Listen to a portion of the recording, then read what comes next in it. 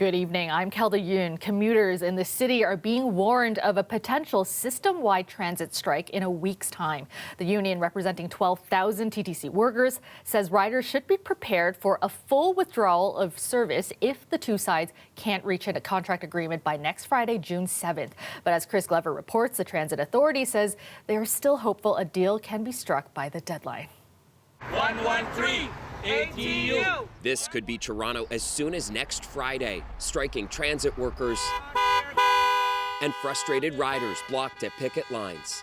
Giving the general public enough time to prepare for what may be inevitable, that on Friday, June the 7th, that there will be no transit service in the City of Toronto. Technically, this picket is just a practice run, but the Amalgamated Transit Union, Local 113, representing some 12,000 TTC workers, says if no contract is agreed to by Friday, June 7th, this will be reality for the entire city. What do we want? Fair contract. When do we want it? Now. Their contract expired March 31st. Negotiations are ongoing, but the major sticking point is wages.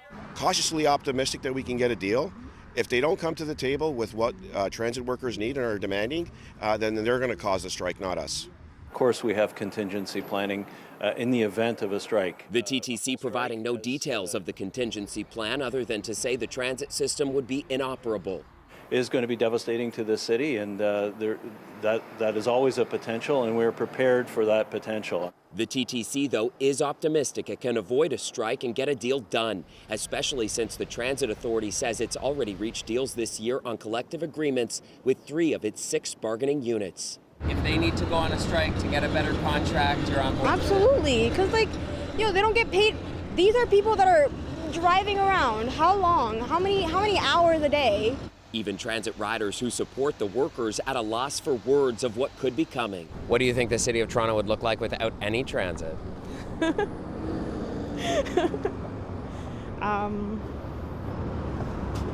can't. Impossible to imagine unless you can remember. I've been through that before. It wasn't fun. It will be worse now because more people. And the traffic is already crazy. Toronto's last transit strike was in 2008. From 2011 to 2023, transit workers were barred from striking, a provincial law deeming them an essential service. But that was overturned last year. All we're asking for is a fair contract. Now, with their right to strike restored, as the TTC preps a plan for an inoperable system down thousands of employees, the TTC board chair and mayor hope we won't need it. I am very confident that we can reach a deal. Both parties are at the negotiating table where they belong. Why don't we cross that bridge if we get there? Don't think we need a bridge at this point because I am still remaining to be optimistic. Hi there. To turn optimism into realism, the transit advocacy group TTC Riders fanned out to more than a dozen transit stops across the city to push the public to pressure civic leaders to get a deal done before the city grinds to a halt next Friday. Chris Glover, CBC News, Toronto. Meanwhile, there's new details tonight about plans to expand cellular connectivity in subway stations and tunnels. Rogers Communications and the TTC say they're starting the next step in delivering service to the 75% of tunnels that still do not have 5G service. Today's announcement marks an important milestone in the expansion of cellular coverage to the rest of Toronto's subway system. Transit riders and commuters deserve a safe TTC. Bringing 5G service to the unconnected tunnels is going to make a real difference for transit riders. Expansion work begins this week in the tunnels between Kennedy and Warden stations. The end goal is to provide service in all 75 subway stations and tunnels. Toronto police say they don't have the authority to remove the pro-Palestinian encampment at the University of Toronto. Given the manner in which events have unfolded to date, including the fact that the demonstrators were permitted by the University of Toronto to remain on their property, and the decision of the Quebec court denying McGill University an interim injunction, the Trespass to Property Act does not give the Toronto Police Service sufficient legal authority to clear an encampment. Deputy Chief Rob Johnson said they have made arrests for 5 incidents related to the encampment, but will only continue to act in emergency situations to enforce the law or protect public safety. Johnson said any further action would have to come from a court order. U of T issued a trespass notice last week. They've since applied for an injunction to have the encampment cleared. That matter is set to be heard by the courts on June 19th and 20th after convocation ceremonies begin. Ontario's education minister says the death of a 16-year-old with special needs has prompted a police investigation. Landon Ferris, who had a form of epilepsy, was found alone and unresponsive at a Trenton high school. He later was pronounced dead at hospital. Lorenda Redicop has more. This incident is absolutely heartbreaking. It happened on May 14th. Landon Davis had just recently turned 16, and you can see him here with his mom, Brenda. Happy birthday to you. Mwah. How old are you? He had a rare type of epilepsy called Dravet syndrome. It led to him having seizures. And according to the family's lawyer, one trigger that brought them on was when he slept. At Trenton High School, the lawyer says Landon was found asleep inside a private room or sensory room. He was approached at the end of the school day. My understanding is to wake him up to send him home on the school bus home. And at that time, he was found cold and unresponsive. So we know he was left alone in that room. We don't know how long, but presumably for some time. The family wants to find out those details. His mother did not want to speak, but Brenda Davis did send a statement saying he was a light in every room and that she's devastated and in the dark without him. Hastings and Prince Edward District School Board acknowledges an emergency response happened that day and that the student later died. It says there is now a comprehensive review of procedures and processes underway. The Education Minister, Stephen Lecce, called this an unspeakable tragedy and offered his condolences. One disability advocate says he was part of a committee that recommended province-wide standards for sensory rooms more than 2 years ago. School boards are left to do whatever they want and no one's watching until someone dies. And that's the horrible situation. We recommended almost 2.5 years ago that there needs to be provincial oversight, that there needs to be provincial standards. And we have not heard a word since then that the government has done anything. The family desperately wants to know more, and it's hoping that those investigations by both police and the coroner's office can give them some answers. Lorenda Redicop, CBC News, Toronto.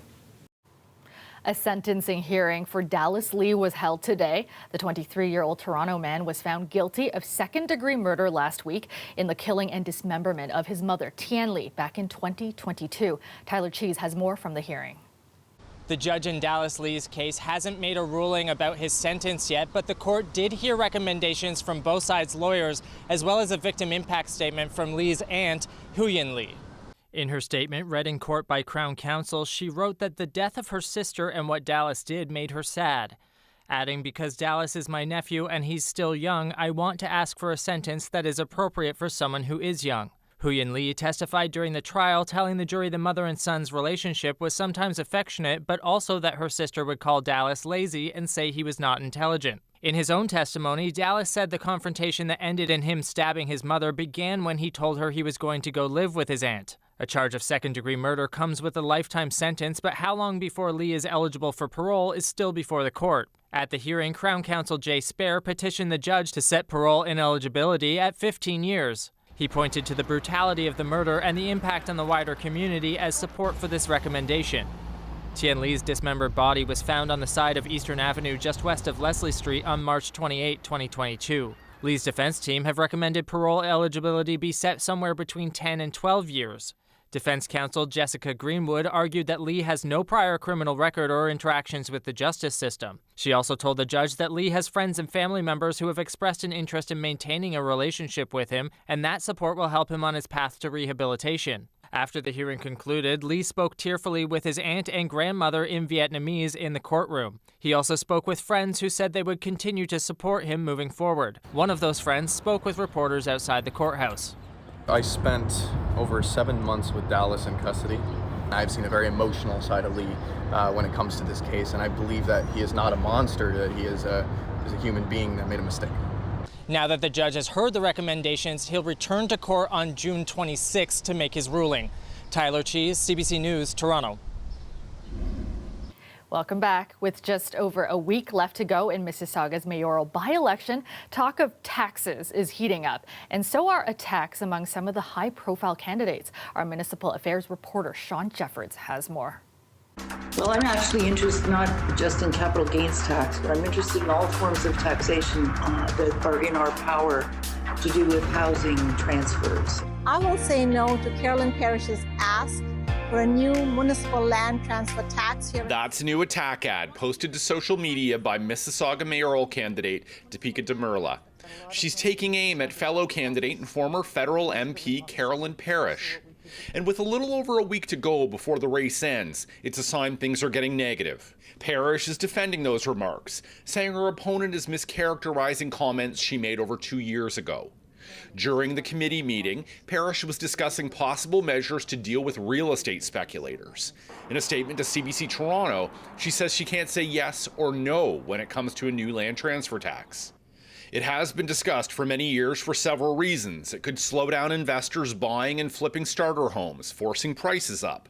Families entering the market would have to be exempt, as well as homes selling for under the average price of a unit in the city. It should also be exempt on a prime residence purchase. It's very complex. Those suggesting I support a local land transfer tax are simplistic thinkers and basically incorrect. Toronto's land transfer tax generates hundreds of millions of dollars each year for City Hall, but it can add tens of thousands to a home's purchase price. Demerla says the clip of Parish speaks for itself. I would invite people to watch the entire video and come to their own conclusions. She denies her campaign is making the move in a late bid to make up ground. You know, we have momentum, and I am focused completely on engaging with voters. That's what I do every chance I get. This politics professor says the race is believed to be close, and that means campaigns will be tempted to go negative. I'm not surprised that we're seeing a different phase of the campaign open up. The first bit was really kind of about sizing each other out and then seeing where people lie on the policy spectrum. We're in the sort of final leg of the journey here, right? So if you are going to try to make some gains up, going potentially negative is probably the way that you think that you are going to do it. Mississauga goes to the polls on June 10th. Sean Jeffords, CBC News, Toronto. Pearson Airport has added new state-of-the-art fire trucks to its fleet. The cutting-edge vehicles represent a significant leap forward in emergency response and are designed to address the unique challenges of airport emergencies. Arteli Ricci went along for a ride. Water. On any given day here at Pearson Airport, we could be responding to an aircraft emergency. We could be protecting all the structures and buildings. We certainly protect all of the people here at Pearson, of the 50,000 that are in our community. So we're handling all emergencies on the airport, whether it's an aircraft emergency, a structure fire, a medical emergency, or any type of rescue scenario. Today we have a unique opportunity to show off our brand new latest additions to our Rosenbauer Panther Air Rescue Firefighting Fleet. We have 2 brand new apparatus that just recently arrived.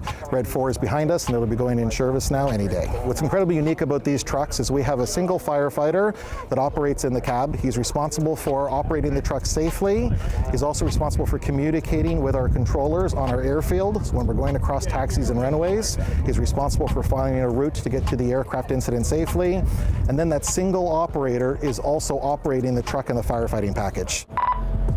Chief, Red 4, here's your loud and clear.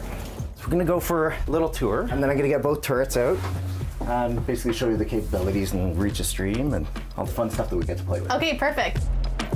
For something that's 80,000 pounds, we can get up to 80 kilometers an hour in 35 seconds. Wow. So it's got some juice behind it. Are you going to be going fast for us? No, we'll keep it at a pretty reasonable speed here. Tell me what's happening here right now. So right now we've got both our bumper turret and our top turret, our roof turret flowing. We can flow about 33% to the side here. and can shoot the, depending on wind conditions, sort of that 200 to 300 feet. We have an opportunity to go with our straight stream, which is going to give us a nice big reach, or we can go into a full fog pattern, which is going to give us really, really good foam making capabilities, but we lose a little bit of distance here. Okay. If we actually had a fuel fire, this would be the pattern that we'd be utilizing. Okay. And we'd be advancing towards the fuel fire and laying a nice big blanket of foam. For people who might not have even thought about the fact that there's a fire station at the airport, what would you want them to know about the passion that the people here have for keeping people safe at the airport? So we've got a very small yet nimble team of emergency responders. With our 77 operational staff, we're protecting the almost 45 million people that went through Toronto Pearson last year. There's 50,000 people in the employment community that are directly employed at Pearson Airport. We are here 24 hours a day, 7 days a week. We are the primary emergency service provider here, doing fire and rescue services. It's an incredibly well-trained team that does an incredible job of protecting Toronto Pearson.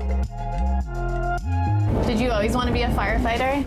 I did. This was a later career shift for me. I ended up taking a different approach. I went to university. I did sales for a couple years, and then the dream just kept kind of nipping at me, and I ended up going back to school in my late 20s, and I feel like I haven't worked a day since. I love coming to work every day. We've got a great crew, and yeah, it's awesome. See the name now and they know what's up. Price at the top and it's going up. The Blue Jays have officially unveiled their City Connect jersey. The dark base and vibrant colors are meant to emulate the city going into night mode, with the lights of the skyline reflecting off the waters of Lake Ontario. The Jays hit the field at home tonight, sporting the new style, and maybe it brought them good luck. Toronto won in extra innings. It just might be the new culinary hotspot in the city. A new food market has opened in Toronto, bringing together some of the city's more established staples with some scrumptious new delights. The Wellington Market had its grand opening this week, quickly becoming the latest viral hit in our city's booming food scene. Dale Mnukduk went to check it out. Thank you. Blue Claw Lobster Shack is packing a lot of clamshells. It's one of 35 vendors in the new Wellington Market, a food hall located at the bottom of the well in downtown Toronto. It's the biggest build ever in Canada, right? 6 condos connected to a mall. And it's Canadian, right? So it's the perfect spot for us. Anybody else? The market opened on Monday and is already drawing crowds by the thousands, from fur buddies to little buddies. What are your initial impressions of Wellington Market? So far, I'm loving the vibe. The DJ is fantastic.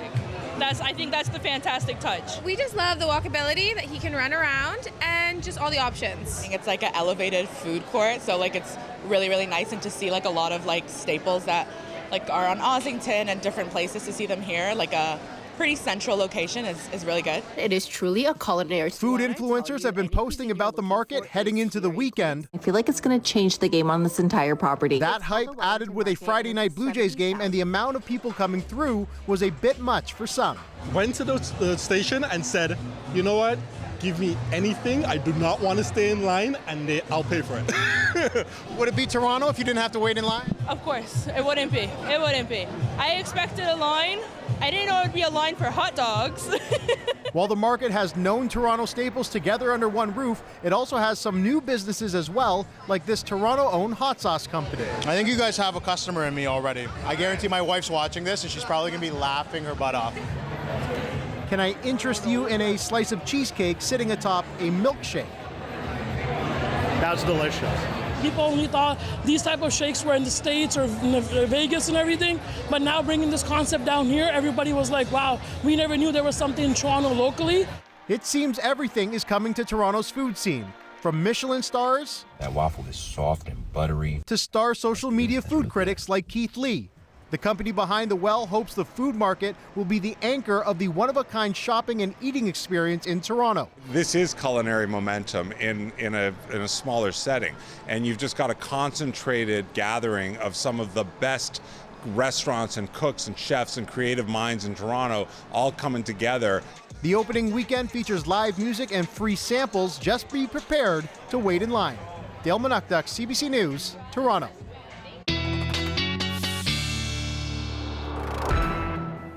And it was a beautiful Friday to end the work week. Let's bring in Victor Palo now for a look at how the rest of your weekend is shaping up. How's it looking, Victor? Kelda, let me tell you all about this weekend and the great weather we're going to be expecting when we start Monday. It's going to be an excellent start to June because we get to say goodbye to May and its showers. 31 days have already passed and we're finally going to be able to start June tomorrow. If you're a fan of today's 24-degree date, well, when it comes to Saturday, it's going to be another high of 24 degrees. Back-to-back beautiful days here in the 6th. I know they say those May flowers are going to bring us lots of June flowers.